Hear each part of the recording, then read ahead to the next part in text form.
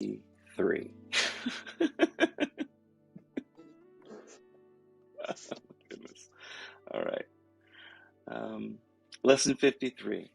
The picture I've got up says, whatever I see reflects my thoughts. But that's really only a part of what we've got. So this is another review day, and we're reviewing lessons 11 through 15. And make sure I hit play over here. All of them but Facebook going. All right. Today we will review the following lessons. 11 through 15. My meaningless thoughts are showing me a meaningless world. Since the thoughts of which I am aware do not mean anything, the world that pictures my meaningless thoughts can have no meaning. My meaningless thoughts, which are what are producing this world. Boy, this is hard to, R's and the is's conflict here. So, my meaningless thoughts, which are what is producing this world, are insane. All right, my meaningless thoughts producing this world are insane, and so is what it produces. Reality is not insane, and I have real thoughts that are shared with the mind of God, as well as insane thoughts that are not shared with the mind of God. I can therefore see a real world if I look to my real thoughts that are shared with God as my guide for seeing with true vision.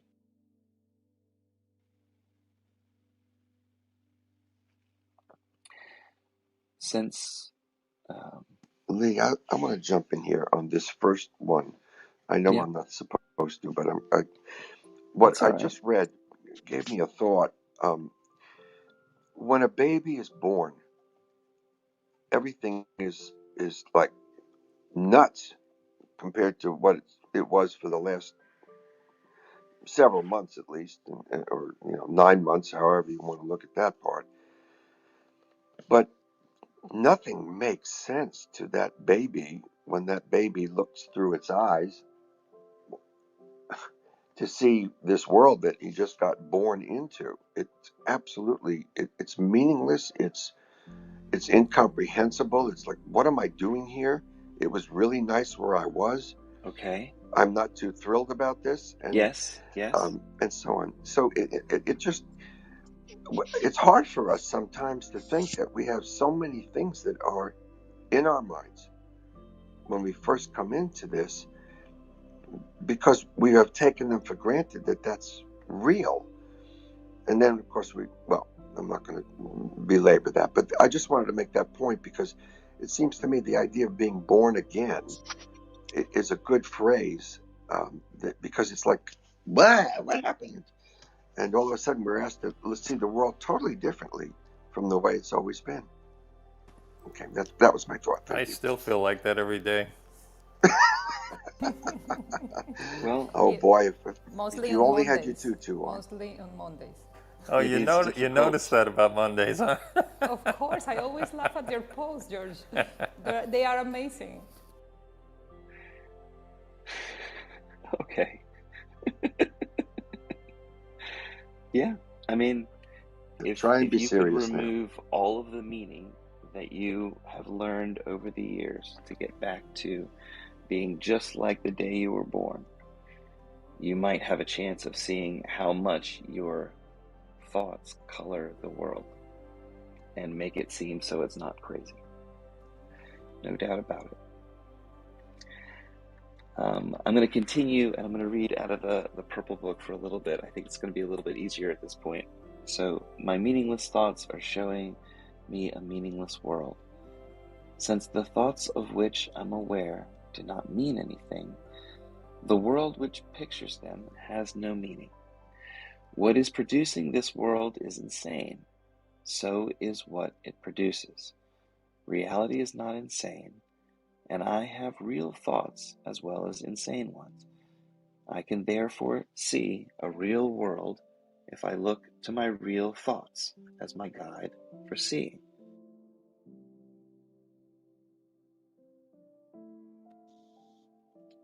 Excuse me. That wasn't the mute button I thought I was hitting. All right. I am upset because I see a meaningless world.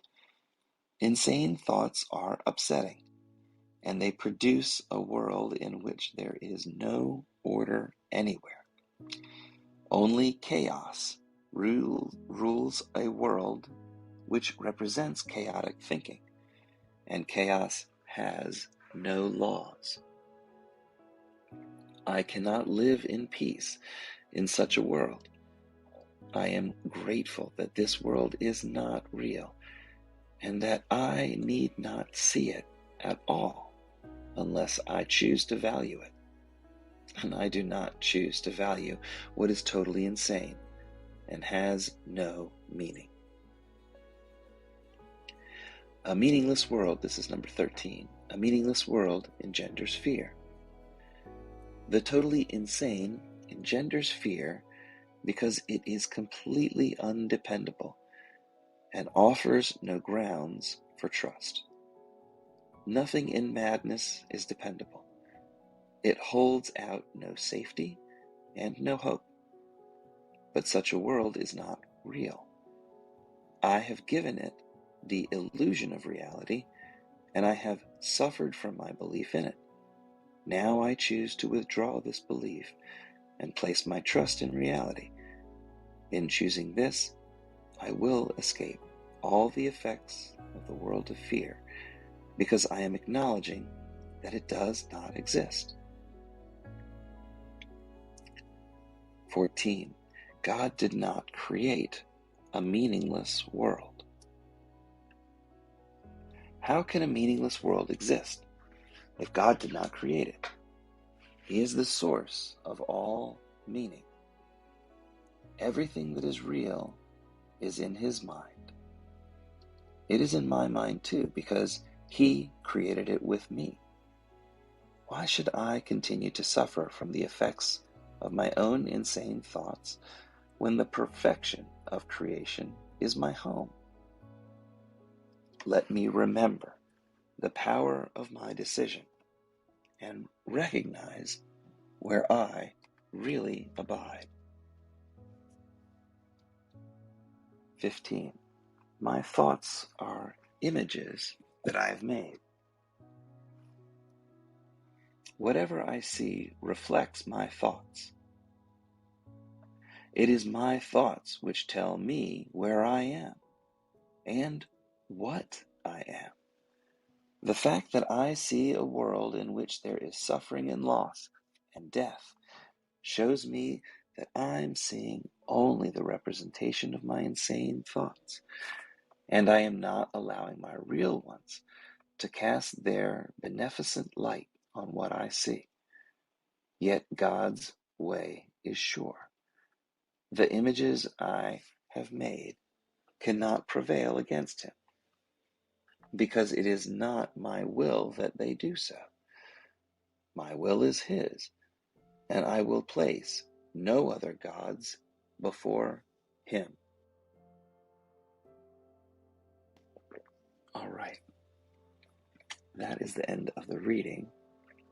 I'm going to flick back over here to the usual book I read out of, A Course in Miracles Workbook for Dummies. Excuse me. There were some footnotes in the reading from this purple book. It's just that I saw something about this, and I wanted to. They're footnotes for the very last, two sentences. And one of them is Matthew, a reference back to Matthew. The other one's a reference to Exodus.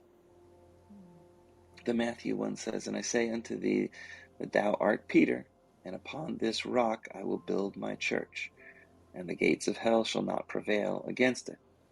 Dad was talking about Peter yesterday. And we also talked about Exodus the other day too, didn't we? Yesterday. That it was yesterday too? Wow. Well, these do kind of line up that way, but it does refer back to those specific areas. I think over and over as we go through this, we'll see this come up again and again.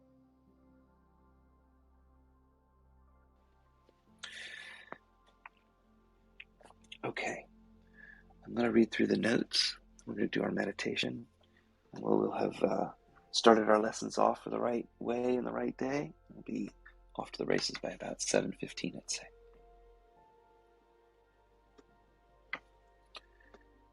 Good morning, everybody. Thanks for joining me here. Here are the notes on lesson 53.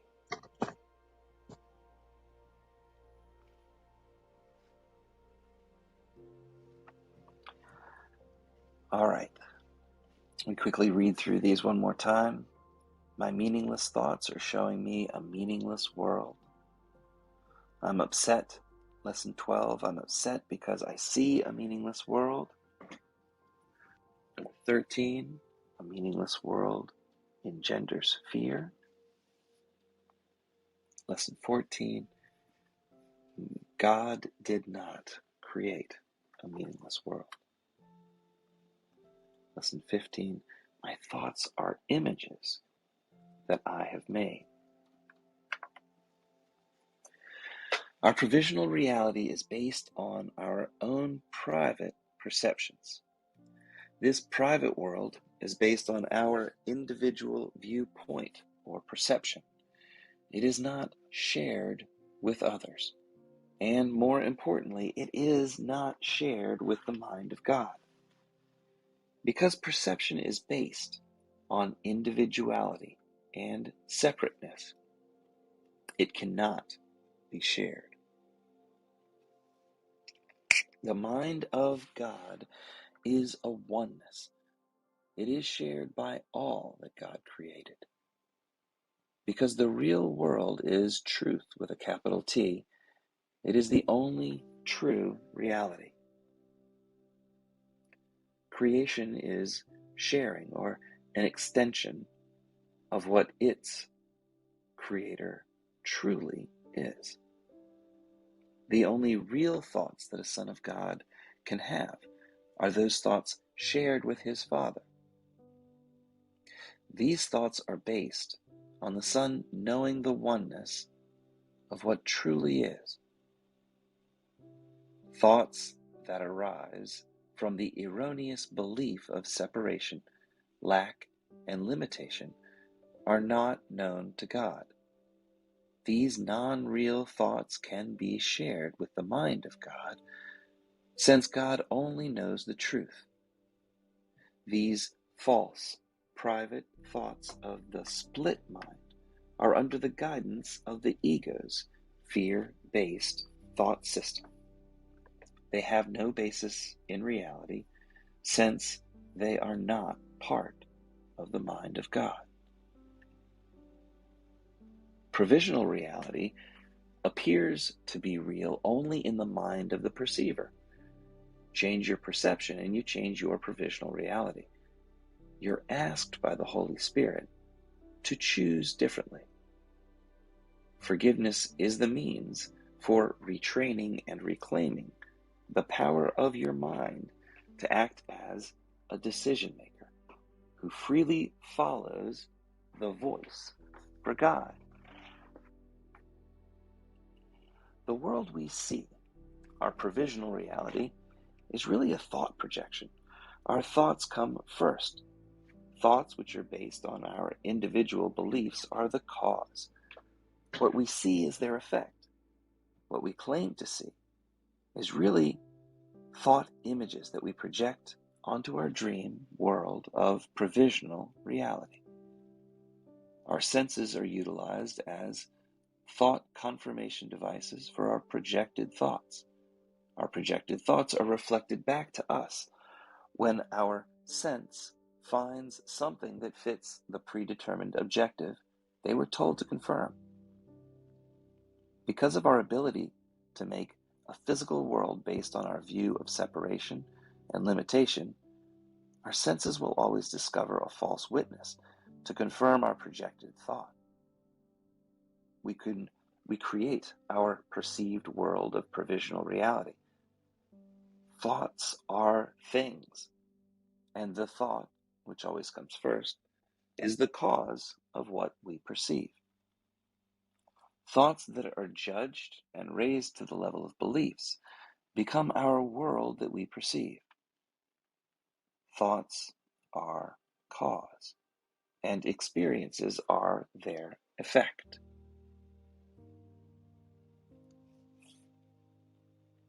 Under the ego's thought system, we falsely assume that what is outside our mind came first, and that the outside is the cause of our thoughts. This erroneous thinking helps ensure that we will continue to believe that we are powerless victims and not the controllers of our own provisional reality.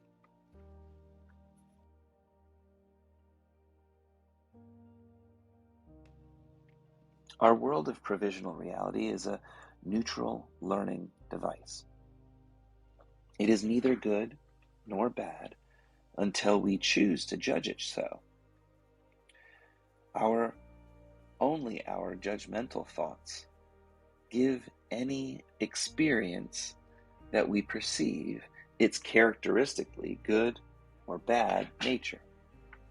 Whether we perceive something as good or bad, both serve to confirm the ego's goal of proving that we are separate and limited. Any perception implies that we are not a oneness.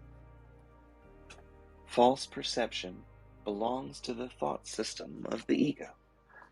Since we have forgotten our divine birthright, we're incapable of judging what we see, what we perceive, correctly.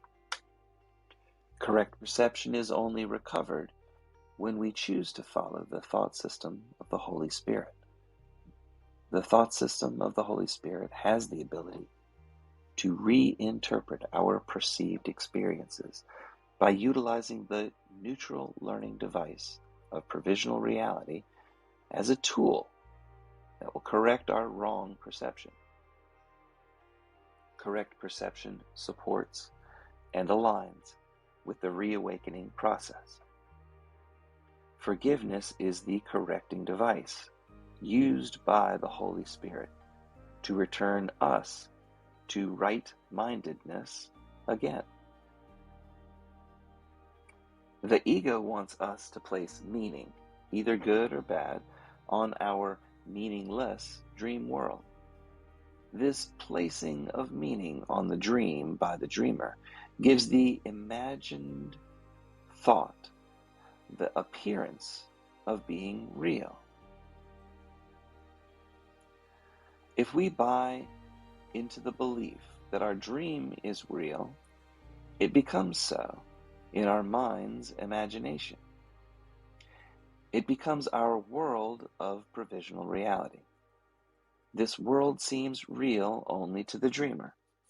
It remains unknown to the mind of God. God does not make dreams or fantasies. God creates only by extending the truth of the one self. The truth is the will of God. If I'm upset, it's because I've forgotten what I really am. I am a child of God, just like you are a child of God. I am caught up in my dream world of provisional reality and mistook the dream for reality and truth. I've forgotten that my current lifetime is part of my learning experience that is designed to help reawaken my mind to its ability to choose differently. I can choose to follow the guidance of the Holy Spirit. I'm upset because I believe the story I made up in my mind is real. I have forgotten my purpose, which is to remember what I truly am. I have forgotten that this dream of mine can be utilized by the Holy Spirit to help me remember what I am if I only ask for his guidance. In time and space, I can experience and actually be a differentiated aspect of the one self. Through the game of separation, the abstract one self can both know and demonstrate its beingness.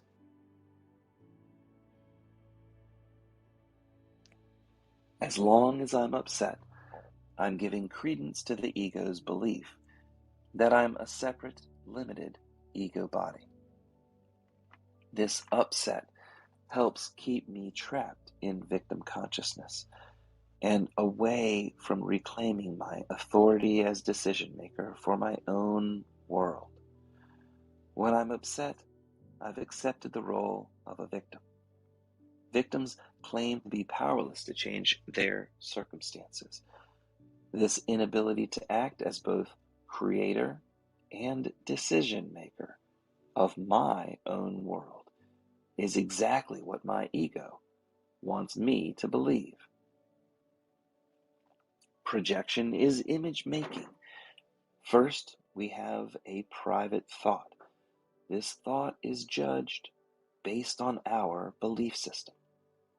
Our beliefs then determine what we expect to see. Then we project or send out that prejudged thought into the outside world as an image. Our senses then find or make the outside image that conforms to the projected and expected image.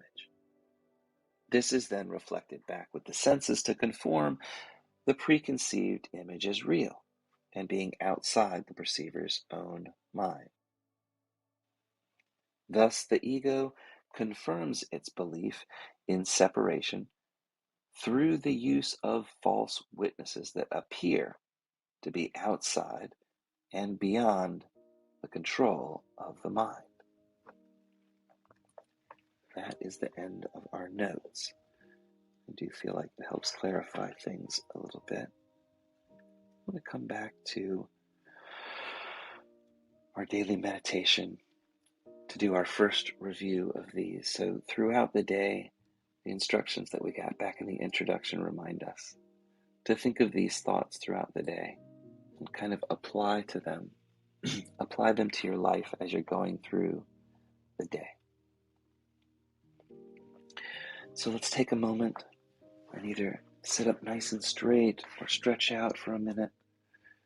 Get yourself nice and tall and open up your spine and your shoulder blades so that you can take a nice deep breath into your belly. We'll take 3 or 4 nice deep breaths together, and I'll count us through a little pattern. Hold in for 5, breathing in for 5, holding 5, exhaling for 5, and holding that exhale for 5.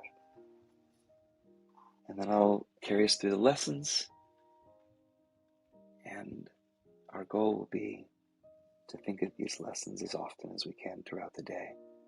But hold another space before you go to sleep tonight to read through the notes, or you can listen to this meditation if you want.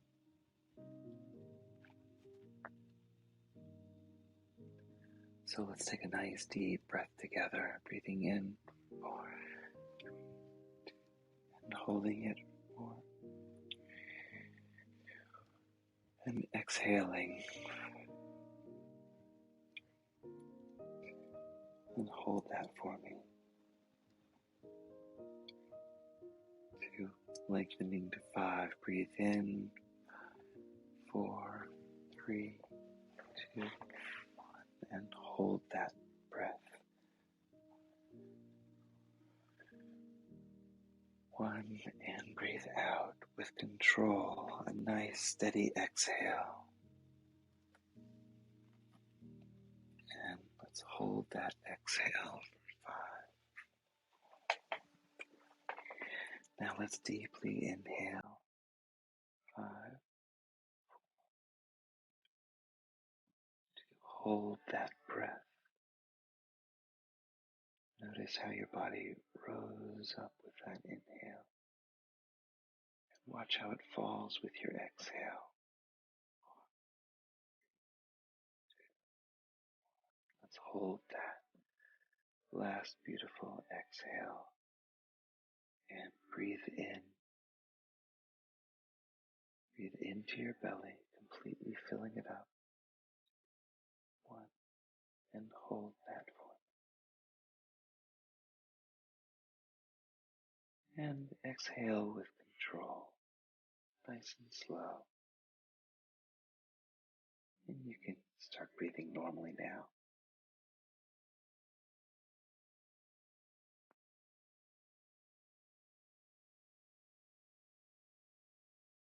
My meaningless thoughts are showing me a meaningless world. I'm upset because I see a meaningless world.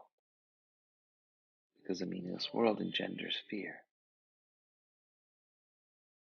But I know God did not create a meaningless world. My thoughts and what I see are images that I have made.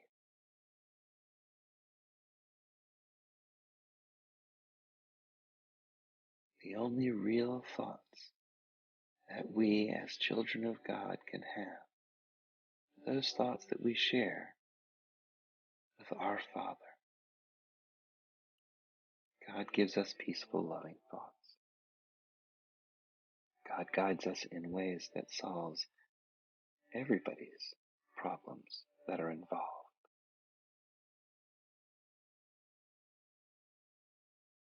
Everybody wins when God is present in a problem. So today, I let God show me my way through my problems.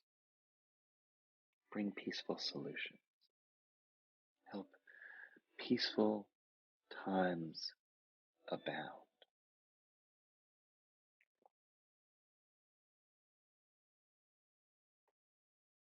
I invite you to bring your awareness to where you're sitting, where your body comes into contact with the floor or the chair beneath you. Watch your body rise and fall with your breath. Remember, your breath is a tool. You can use that tool to control your whole autonomic nervous system. It's the key to controlling our bodies and controlling our reactions. Let's let the breath help guide us in tempering our ego today and listening to the voice of God. And whenever you're ready, I invite you to slowly open your eyes, come back to the present, and stay in the present all day today. Thank you all for joining me here this morning. It's 7:25 on a beautiful Tuesday morning. It's a special day if you're into tutus, and a little giggling to wake yourself back up. We're going to have ourselves a fantastic day, everybody. Thank you for joining me. I'd love to hear your thoughts. Well, if anybody else wants to share, I was doing this meditation and just like observing how my eyes, when I see something and I close my eyes, I see images like in a negative. And it's funny because I just connected the thoughts with the experience that George has shared. And it came into my mind, yeah, of course, only in darkness I can see the light of all things. When you close your eyes, you can see like the same objects that you have in front of you, but with light, you know? Have you feel that? My daughter just wake up. Yes. She's here with me, so she's gonna Look at what she She's brought. gonna sit on your lap. Oh, Vader's little princess. She brought her Star Wars book. That's so cute. Yeah. She's got her So, book to read. May the Force be with you. Oh, Star Wars, yes. yeah. So I was just realizing that the shroud is a good example of, it's a good analogy of how in darkness is where we most see the, I mean, it's just amazing. I just realized that when you close your eyes in the level of the form, you get to see things, but only the light of things, and you are completely in darkness. And in life, when you are in the most desperate parts of your life and you get to surrender all your sorrows or your problems or your worries to something higher than yourself, the light starts to appear in some other form, in form of the what? ¿Qué? Dame un segundito. Ah, pero es que le estás abriendo por el otro lado, es por acá. Espérame un segundito. The voices of angels come back to us. So when you are in the most dark places in your life and you surrender to something higher and ask for help, the help presents itself in the level of the form, like in a way that you can really see it. So there's always light in different kind of experiences. Everything is light, and the shroud is a good example of that. Who cares if the science hasn't approved these kind of thoughts? But for me, it's really like, yeah, of course, Jesus get to have his mind so clear, so crystal clear, so Christ crystal clear, that of course his body could perform this, and the only proof that this left was a negative image of himself. But it's like he being in the light. His body could just turn in light because he was pure light. He didn't have any longer any barriers on his own mind. So at the level of the form was only empty space for him. So I don't know, I just came with these thoughts, with this meditation, because I realized that when I was in the most dark place in my mind was when the book appeared. Sí, just ve y te pones el uniforme. Ve y te pones tu uniforme. So I wanted to share that, guys. I'm going to have to get busy right now because, my daughter is asking me to help her to get ready for school. But I will leave that on the table because it really connects the dots between the George experience and everything. So I send you my... Yeah, wait up. So Thank you. I'm going to leave you. Bye. All right. Have a good one. Louisa, Sherry. Hey, Torrance. Sean, it's good to see you guys. Love to know what any of you guys think about this reading, and if anybody would like to raise their hand and come up from below, I'd love to hear from you as well.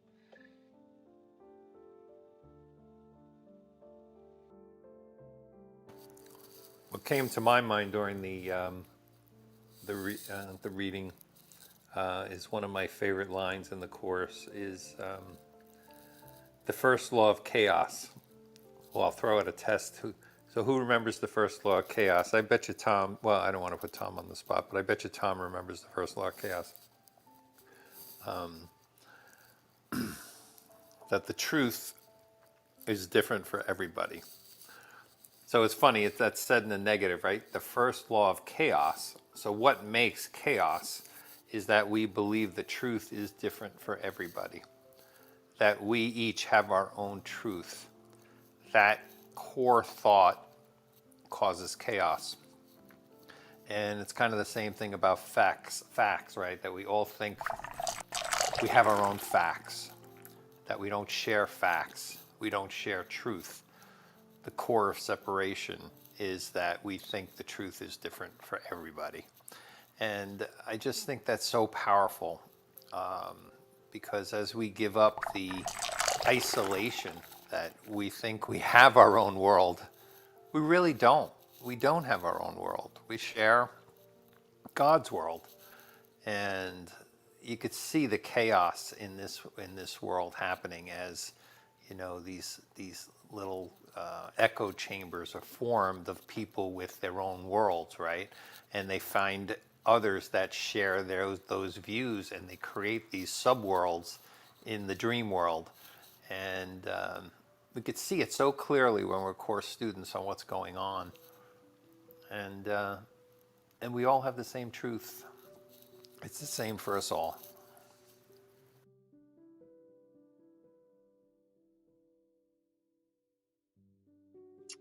Yes, it is, George.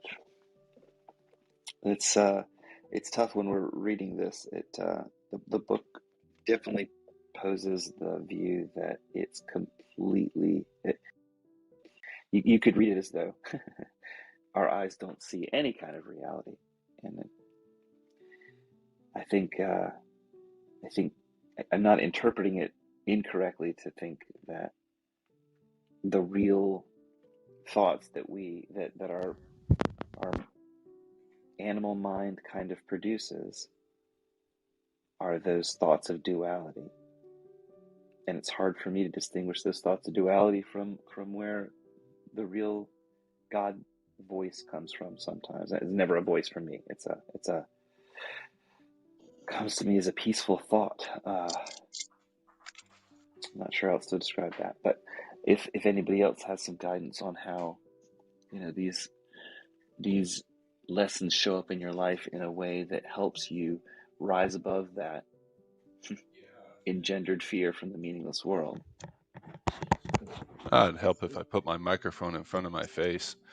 All I right, think that, Sean. yeah, a little traumatic accident happened yesterday where I was getting a car inspected, and another car hit the back of that car and launched my car in the air like 2 to 3 feet. And there was some lady that was pinched in between the cars. And, as everybody saw it go down, I'm sure they all had their own perspectives on what happened, right? One person said, "Oh, the cruise Yep. control kicked back in." It's like, no, it doesn't until it car's 20 mile an hour. No, try again, And what happened is, I'm sure, is that the guy's foot, because he was working in oil, just slipped from the brake to the gas. It's that simple, but I didn't see it, right? So that's my assumption of what the truth was, right? So we're all fallible humans. So I'm sure we all see different versions of the truth. I'm sure, see different colors when we see the color red, if you really get down to the way our minds interpret things. But there are some truths in the universe that you just can't argue. You can try, right? One, that we're powerless over God, right? And that God has greater power than us, and it has the ability to kind of restore us to this sane observer mindset, right?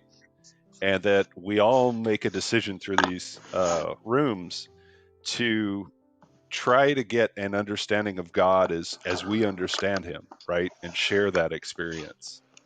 And, I think that when we talk in the context of God, when we speak or talk about the lessons here, that it's not a competition of whose version of the truth is going to win out, whose version of Christ or whose version of spirituality. It's not like that here.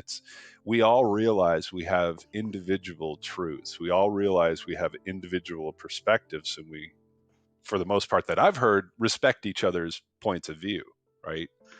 And I think that awareness and humility with God is a shared observation when you're in the realm of being spiritual, right? Doesn't mean we all see the same thing. Doesn't mean we all feel the same thing. But being a witness to God in our lives and seeing how, miracles like the front end of the car that happened to hit mine just happened to have this perfect little pitch where the lady who got pinched between the cars was able to survive because they were on just that corner, And so there are some truths and compassion that God puts in there, even with traumatic things going on. And, I think that all this kind of leads to self-evaluation and understanding in the context of God, what is our truth about ourselves? What can we improve about ourselves, right? And, going from there to seeing more God on a daily basis and being able to talk to you folks about God is really the way I think it all works, is that we're really designed to help each other and to love each other unconditionally on this call. And that, I think that, not having a shared truth means that we all have different perspectives, right? We're all individuals and we're all perfect and complete the way we are, not because we conform to some form somewhere. Thank you. Thank you, Sean. Wow, Sean, that was. Go ahead, Louisa. No, go ahead. Go ahead. I'll go later. It's okay. Okay. Sean, that was spectacular. Thank you so much. It's actually it was a, a particular perspective for me that I intend to use in this book that I'm finally putting together, and I'm working on the finishing of it, which is another way of saying I haven't finished it yet. But you just put what you gave me one little piece that I needed to hear, and that was terrific. Picking up what I said earlier, when we're born into this world, our consciousness emerges somehow, emerges and also with mergers with our little body, and our eyes are closed. We've been living with our eyes closed. I can't say 9 months, but at the point that eyes were formed, and they had to be because of the environment that we were in at the time. And all of a sudden, we come into this new environment. All of the liquid is gone from our environment that surrounded us, kept us safe and protected. And now we have to get tapped on the bottom, so to speak. And there is a moment where we cry and the baby wakes up, so to speak, and we emerge into this new environment. So there's a moment of pain that connects, that seals the connection between the consciousness that we have and the body that we are going to be in control of, hopefully. And then this infant starts to witness this world that we're in. Now, we could take that and go in one direction, and it'd be interesting to talk about it another time. But the other side of that is, at this point, we're seeing something through our eyes. Up until that point, who knows? But we'll call it vision. We had some idea of the environment based upon what we felt. So here we are in this new environment, and our eyes are opened so we can see this. But isn't that just like being in a movie theater and turning on the movie, which we watch?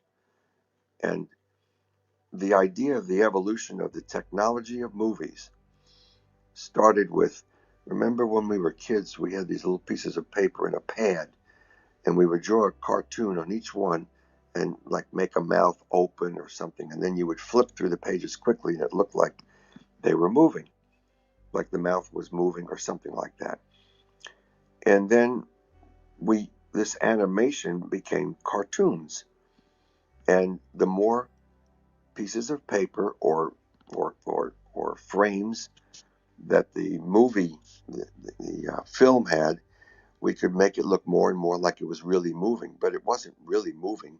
These were all static pictures. They never moved. There's just we moved the film through a light, or from a light passed through the film as it moved, and we're in this movie now, and we think it's real, absolutely real. And then that came even better when we started looking through the latest inventions of virtual reality, but it's always been a virtual reality out there. Always, since the moment we opened our eyes as a of our physical body, and we started to witness this virtual reality, which is exactly what we've been saying this morning. It's always been a virtual reality. And now we're making a big deal about it because we can change in an instant the virtual reality from a virtual reality of one story into a virtual reality with a completely different story. And we think we're in the second story now all of a sudden. And that's not the story of a building going up the second, third story, but different stories of our lives with different VR goggles now. And it actually proclaims for us the basic truth that you just mentioned about the law of chaos, George. See, George said it first, then Sean. George said it first, and then Sean was talking about the same idea. But so now we're looking at this thing we call reality. We've already established it's a virtual reality to start with, but why does everybody see it differently? Well, that's easy.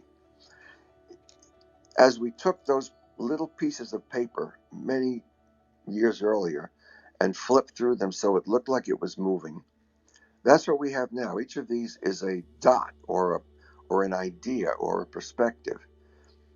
And you can imagine, if you would, for a moment, if somebody cut off a part of that comic strip, the actual film, and put it into another film so that all of a sudden different ideas, different thoughts, different pictures were being presented on the movie screen, the movie would be chaotic, wouldn't it?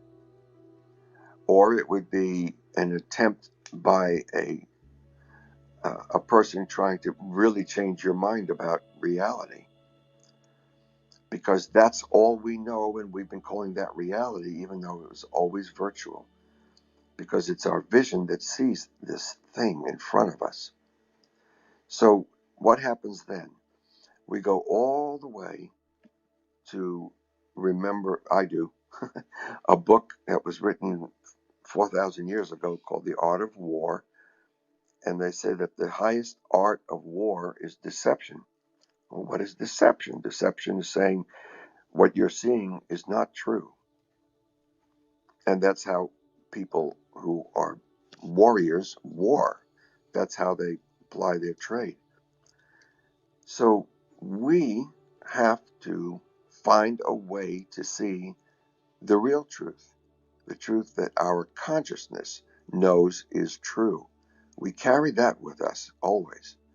It's always there. And that search for that truth is really what the Course in Miracles is for, because it becomes a miraculous world as we begin to see it as it really is. That was what I got from this whole thing. And Sean, you helped me connect some dots there. And I think that one last thought here, and all these dots, the idea of connecting dots, each of those is simply a different film strip. And how you put the same dots together can say one story, and how someone else takes some of those dots, some of the other dots, puts the story together in a different way. And then you look at that film strip, you're seeing a different world, even though the dots are all there. It's how you put them together. And that's the kind of the key that I wanted to say out. Thank you very much for listening. If you look at these lesson 53, the ones that it's pivoting off of lesson 11, my meaningless thoughts are showing me a meaningless world. The next one is I am upset because I see a meaningless world. The meaningless world engenders fear. The next one, God did not create this meaningless world. My thoughts are images that I have made. Those are all basically the result of what George said was the laws of chaos. That there's 5 laws of the laws of chaos. First one, George mentioned is truth is different for everyone. Okay, so we now think that there's the true and the false, and we make up a different narrative, and we think that we have the right truth. The second law is each one must have sinned and therefore deserves attack. So that basically says now that we're sinners, and that we're not perfect, whole, and complete. Somehow we're separate from God, that there's something that we lack.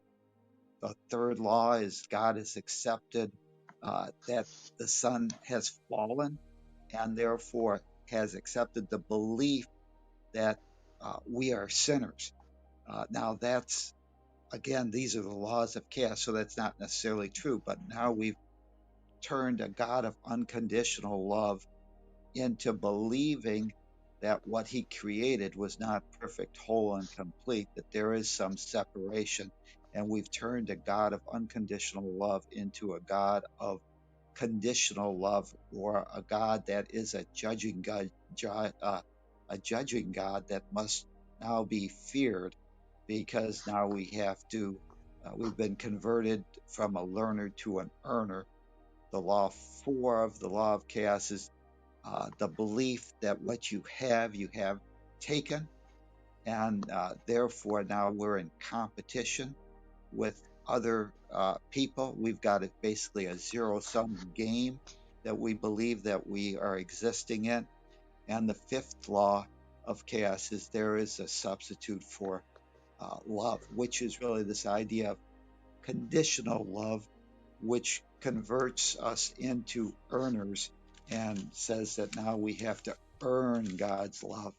And when we look back at the lesson, my meaningless thoughts are showing me a meaningless world, because I've now converted a thought system into from love into a fear-based thought system. I now see a meaningless world that's the creation, and it says that God didn't create this world. Basically, our belief in the laws of chaos created the world that we see and now that we live. So, uh, the laws of chaos are basically the descent into fear, if you want to uh, say that, and it's the bedrock of the fear-based thought system. And the Course in Miracles is trying to reset our mind to look at it from not fear, but to transform or exchange or revolt against the fear-based thought system and accept a law on truth, which is the opposite of the laws of chaos, which says that we're not, uh, the separation never occurred. We're not sinners. We're never been judged by God as sinners. That there is no such thing as a zero sum game, because we're perfect, whole, and complete. And then there is no substitute for love. And the Course says the opposite of love is fear, and conditional love is a form of uh, let's make a deal, and a fear-based belief.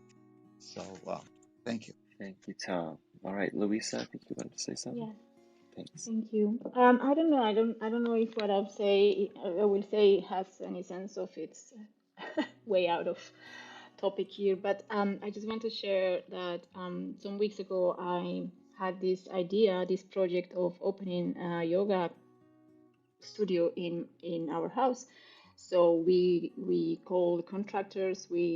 Um, we paid and everything for to change the garage port into windows, and um, built also the entrance, everything, and it's almost ready. But the contractors didn't come yet. They are planned for next week.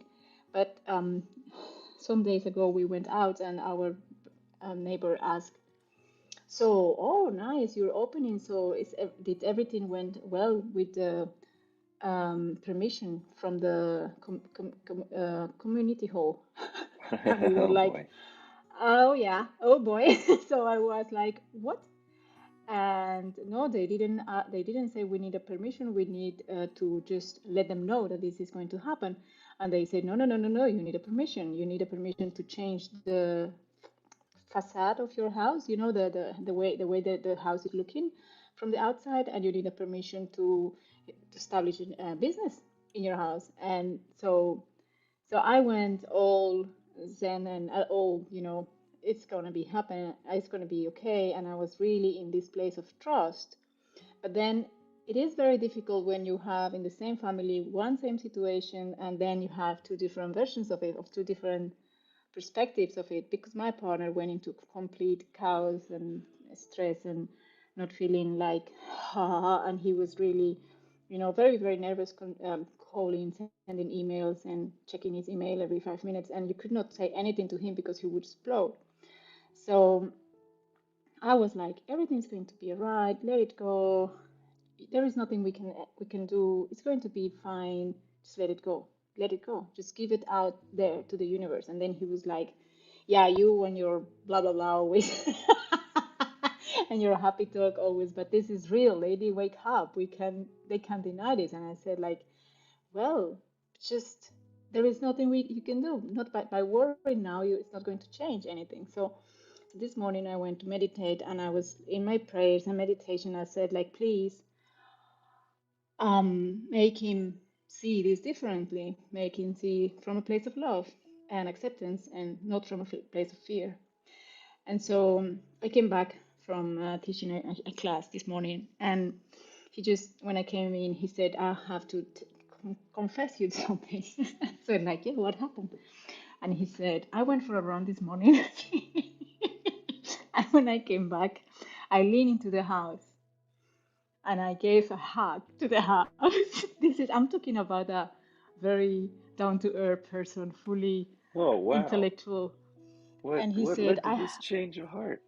I don't know. He said, I lean into the house by, doing my stretching. So if you would see me, everybody was thinking I was stretching. But what I was actually doing, I was hugging to the house, and I was saying, I trust you. Everything is going to be all Hey, that's awesome. right.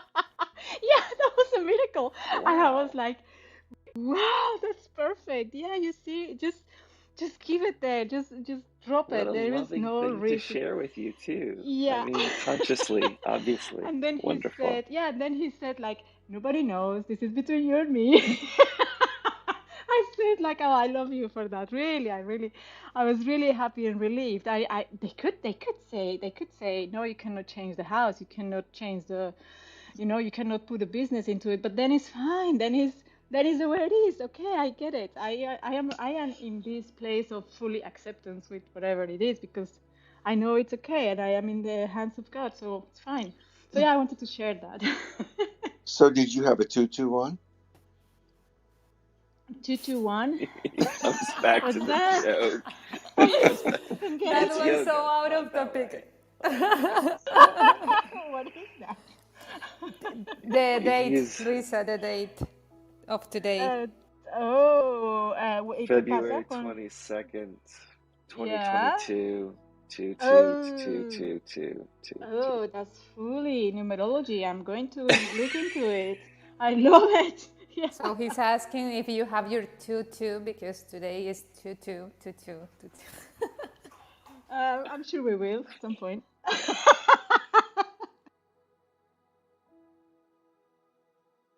Well, this is a good example of how truth can be a lot of fun also. And it's not just a real serious thing like a bunch of people who look like Socrates and Plato arguing with each other. The truth is a lot happier, and it's a lot easier life, just the way you were explaining it, Louisa, that, you didn't see any problem. This guy was making it all into a problem for himself, and he had himself all tied in knots. Interesting. Fascinating.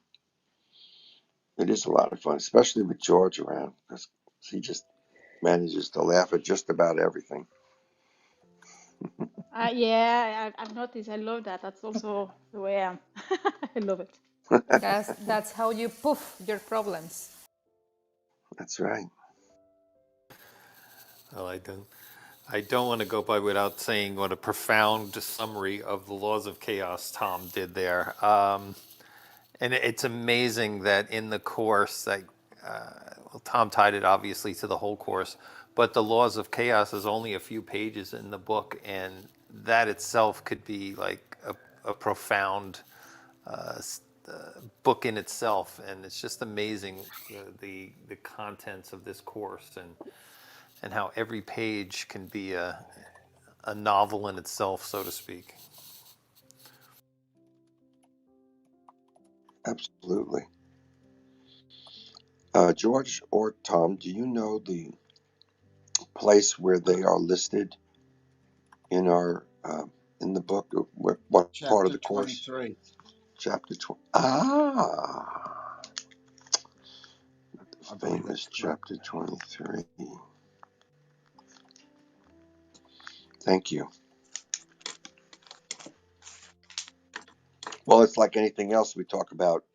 You can see things more clearly when you can compare it against the opposite. You know, black shadow, let's say, of something that's white, a box or something, and throwing a shadow gives it the sense of form, of three-dimensional form, because without shadows and shade, everything would just be white, and there wouldn't be any form. So you don't get form until you have some shadows, some darkness.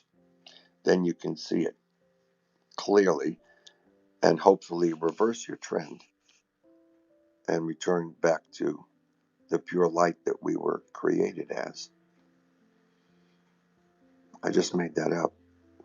Yeah, those But that laws, like Bob said, are the opposite of truth, but that's how fear arose whenever you start slipping into those beliefs, which is what we've been indoctrinated into, believing about ourselves, that we are sinners, especially if you come out of a Western religious tradition like Judaism, Christianity, and Islam. You've got this idea of the fall of man. Um, so that's the whole problem. And you can never escape fear within those assumptions that created fear in the first place. So that's why the course is trying to uh, re educate or total mind thinking, trying to give us a totally different thought system that's based on the idea that there is no separation, that you've always been perfect, whole, and complete, that God knows the truth about us with a capital T, that we're just adventuresome souls, that there was no problem with even playing in the belief in the world of perception or separation, that our only problem, as the Course says, is when we forgot to laugh and took it seriously, and when we made it we forgot to laugh, we made it real within our own mind. But God knows that it's just our like a NASA simulator for the moon trip. We can crash land, we can do anything on here without having the ability to change our spiritual DNA. We're that boy pretending that he's a dog. Unfortunately, we slipped whenever we forgot to laugh. We uh, we made the assumption that we really are the dog, and now that's what we are. We're kind of insane in that belief, and the Course in Miracles is trying to bring us back into sanity, which says that fear is false evidence appearing real. It's not uh, true, and that this fear-based world really is a uh, false interpretation of what is really out there, because as the Course says, it can be summarized simply as nothing real can be threatened, nothing unreal exists. This falseness, this world has no ability to change us, and therefore, since it has no ability to change us, it really uh, is not a cause, because it has no effect. The effect being that we could never be a sinner. Thank you. Very nice. I love that the Course says we can't hurt or be hurt. And I guess what's coming to mind is, and what's lacking in every situation is what we're not giving. it's just, it's such a different way to live. I have a cool story about that. I was at a concert, and it was a Beatles knockoff band, and I'm like, oh my God, these guys are terrible. I'm having such a bad time. These guys really stink. And I said, well, what's lacking in these situation is what you're not giving. And I sent love out. I just sent love out to the band, and my experience changed completely, and they started to sound exactly like the Beatles. It was so funny, and I was laughing and enjoyed the rest of the concert. So try that today. What's lacking in any situation is what I'm not giving, and then put love into the room. In fact, you can do that with wine. With wine, you have a glass of wine, and you just put your hands on it and send like beautiful thoughts and gratitude to the, I don't know, to the grapes, and then you can taste it differently. I have done that in the past, and it works. I mean, it works. I'm going to try that with my coffee.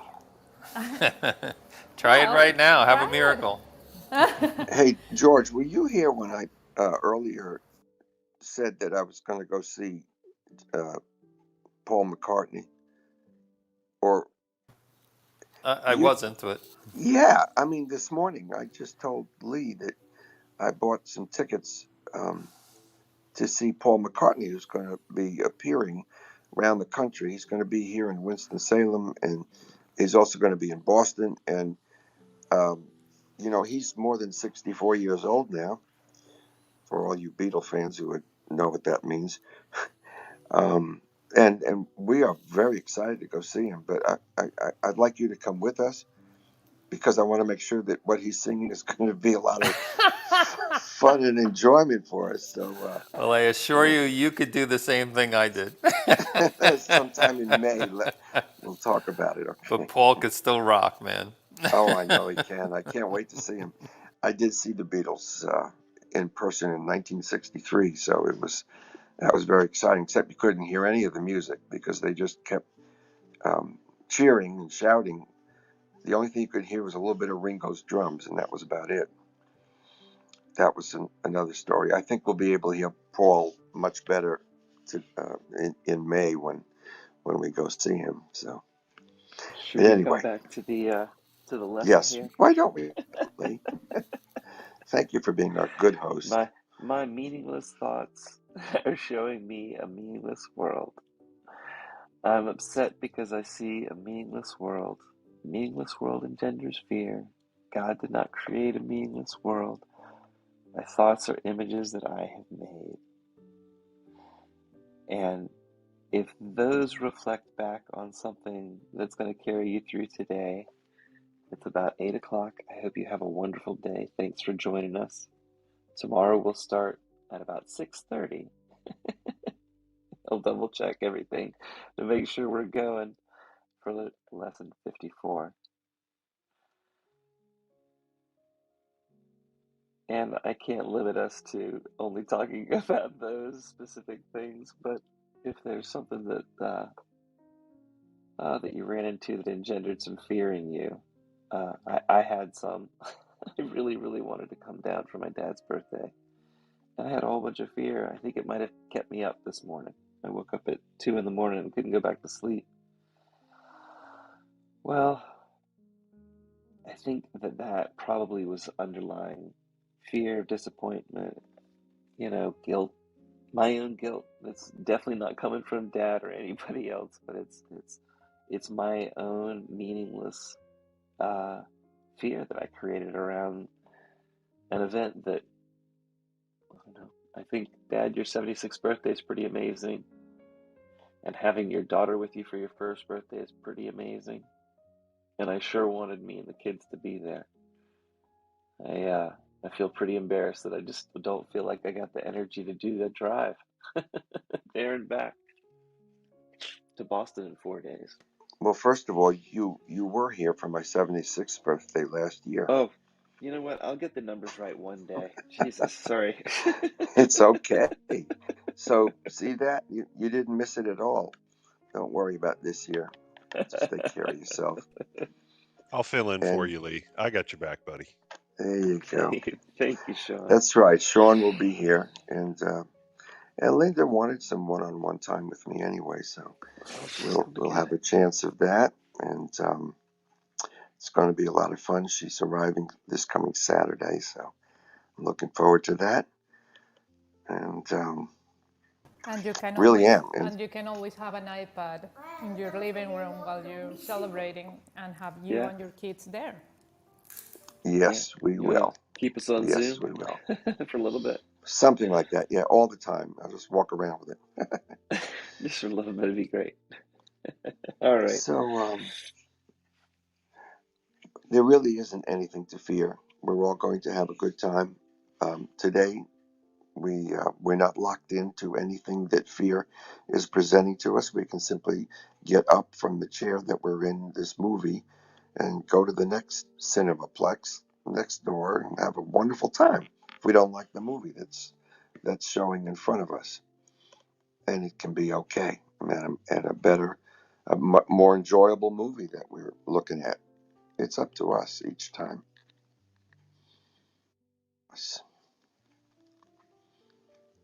Are we willing to look at something in a different manner?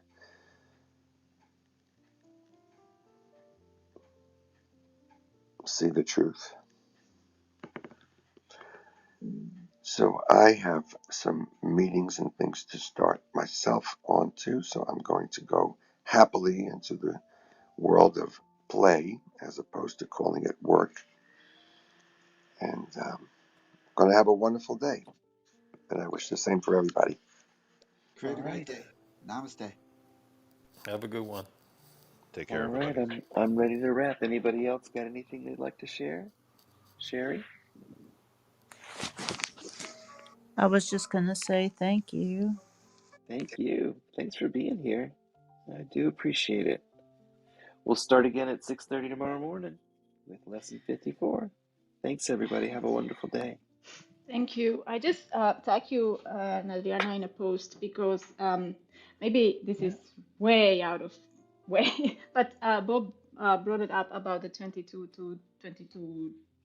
Uh-huh. So I am a student of current Kriya, which is no, it's numerology, and the two is a very negative name in a number in a way that it represents a negative mind.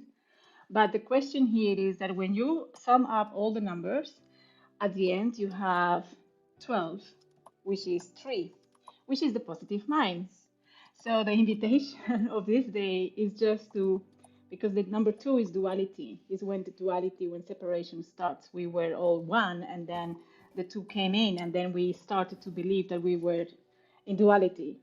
But then 3 is like, okay, You add the we Holy Spirit and then you have your yes, righteous mind. exactly, exactly. So that's the invitation. So it's actually out of context, but it's into the context of the Course of Miracles as well, because it is a dual number because it's made out of twos.